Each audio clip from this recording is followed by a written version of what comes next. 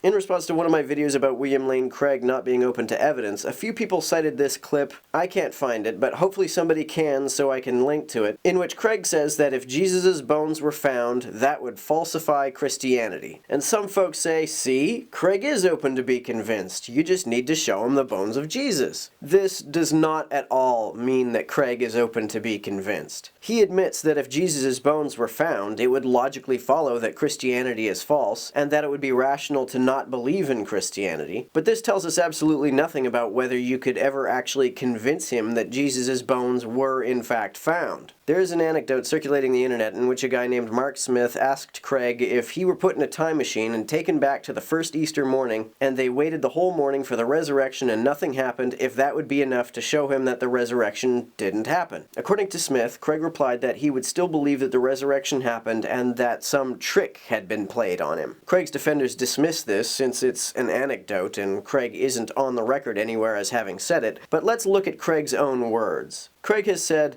I think that, in fact, God would not allow someone to be in a position in which the rational thing for him to do is to reject God and Christ and separate himself from God. Given that God is essentially all-loving, I'm inclined to say that such a thing would not only never happen, but that it is indeed impossible. In other words, Craig is inclined to believe that it is impossible that a situation would ever arise in which conclusive evidence against Christianity is truly presented. And he says that if he were presented with evidence that contradicts Christianity, I have no idea what, given the weakness of my flesh, I actually would do, but I know what I should do. I should attend to the witness of the Holy Spirit. That doesn't sound to me like he's open to be convinced at all. It sounds like if you actually showed him persuasive evidence of the falsehood of Christianity, he would make a conscious, deliberate effort to not be persuaded. So let's say hypothetically Jesus' bones were actually found and you presented them to William Lane Craig. He could believe one of two things. A, the bones are inauthentic, which is always possible, or B, the bones are authentic and therefore the rational thing to do is repudiate Christianity. A situation which he says he is inclined to believe is impossible, and a conclusion he says he should actively try to resist. Given that A is possible, and he is inclined to believe B to be impossible,